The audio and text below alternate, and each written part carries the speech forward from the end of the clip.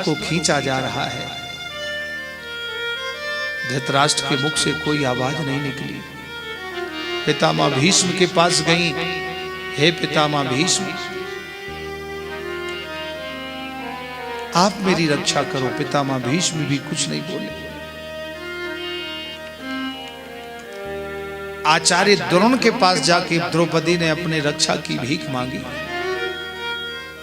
अपनी साड़ी का पल्ला फैला के, हे कुलगुरु, हे धनुर्विद्या के आचार्य द्रोण, आप भी तो देख रहे हो, मेरी रक्षा करो।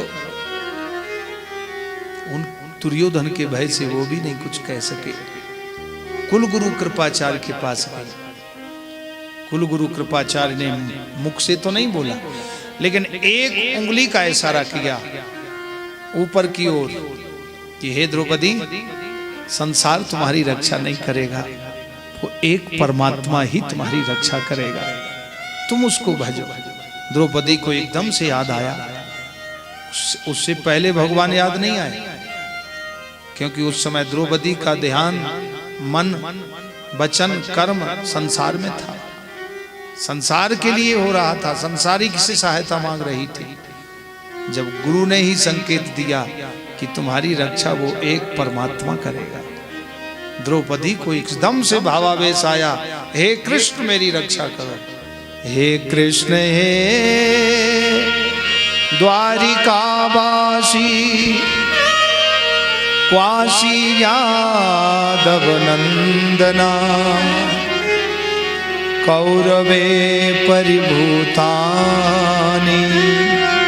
किम न जानासि केशवा, किम न जानासि केशव। हे केशव, मेरी रक्षा करो, एक तुम ही हो, मुझे बचा सकते हो। हे कृष्ण कहा, भक्ति का उदय हो गया द्रौपदी के। द्रौपदी के हृदय में भक्ति का संचार हुआ, और जैसे ही भक्ति महारानी आई, उसी समय भगवान को आना पड़ा और चीर वस्त्रावतार धारण कर लिया द्रौपदी की रक्षा करने। नारद जी कहते हैं कि हे भक्ति महारानी, द्रौपदी के हृदय में तुम ही तो थी, इसलिए तुम्हारे कारण भगवान ने आके द्रौपदी की रक्षा करी। इसलिए तुम उन गोविंद को भजो, तुम्हारे कारण तो परमात्मा शीघ्र चले आते हैं, इसलिए तुम दुखी मत हो। तुम्हारे दोनों पुत्रों का भी सारा दुख दूर हो जाएगा।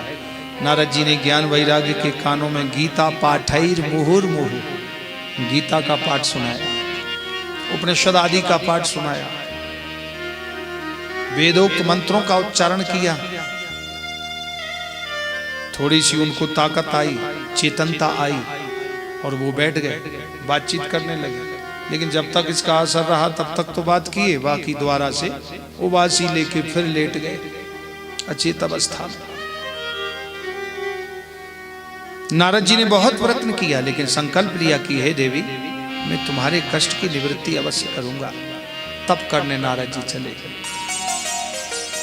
जैसा है, बड़े बड़े ऋषि मुनियों से पूछा, बोले जब नारद जी को ही पता नहीं है कि सत्कर्म क्या है, तो हम क्या बताएं।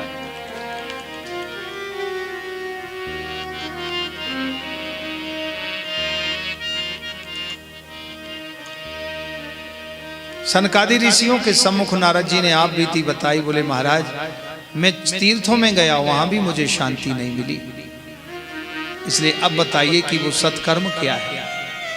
श्री सनकादि ऋषियों ने कहा कि हे नारद जी, महर्षि वेदव्यास जी ने 17 पुराणों की रचना करी, उनके मन में लेश मात्र भी प्रसन्नता नहीं हुई, तो आपने ही तो उनको श्रीमद् भागवत धर्म का उपदेश प्रदान किया था। हे नारद, तुम्ही ने तो उनके सब शोक मोह भय को दूर किया था। 17 पुराणों की रचना की महर्षि वेदव्यास जी ने, मन में शांति नहीं आई। तो श्री नारद जी ने कहा कि तुमने भगवान श्री कृष्ण के चरित्र संबंधी कोई रचना रची, कोई ग्रंथ लिखा? बोले नहीं। बोले तो तुम भगवान श्री कृष्ण की लीलाओं की रचना करो, निश्चित तुम्हारे मन को परम आनंद और शांति की प्राप्ति होगी। श्री नारद जी के कहने पर महर्षि वेदव्यास जी ने गणेश जी का ध्यान किया, और गणेश जी का ध्यान करके आए और आकर के श्री वेदव्यास जी से प्रार्थना की। कैसे स्मरण किया? बोले हम श्रीमद् भागवत की रचना करना चाहते हैं, आप लिखेंगे हम बोलेंगे। गणेश जी बोले कि मेरी एक शर्त है कि मैं जब लिखूंगा और मेरी कलम यदि रुक गई तो फिर नहीं लिखूंगा। वेदव्यास जी ने कहा मेरी भी एक शर्त है, यदि मैं श्लोक जो बोलूंगा वो आप पूरा श्लोक का अर्थ समझ करके ही लिखेंगे, ऐसा नहीं कि हमने जो बोल दिया सो वही लिख दिया, उस श्लोक का अर्थ पूरा समझ करके लिखेंगे। बोले बिल्कुल ठीक। भागवत कथा प्रारंभ हुई और जो कहाँ लिखी गई, माना गांव व्यास गुफा, यहाँ से 3 किलोमीटर दूर है, वहाँ दर्शन करने का भी कार्यक्रम रखेंगे। सब लोग एक साथ चलेंगे और वहाँ पूजा करेंगे व्यास जी की, और गुफा में बैठ के हम लोग भी उसका अनुभव, वहाँ का आनंद का अनुभव लेंगे, जहाँ बैठ के उन्होंने राम भागवत कथा बोली और लिखी। व्यास ने कही, गणेश ने लिखी, जगत की पूर्ण भई सिखी, और ब्रह्मादिक देवता वहां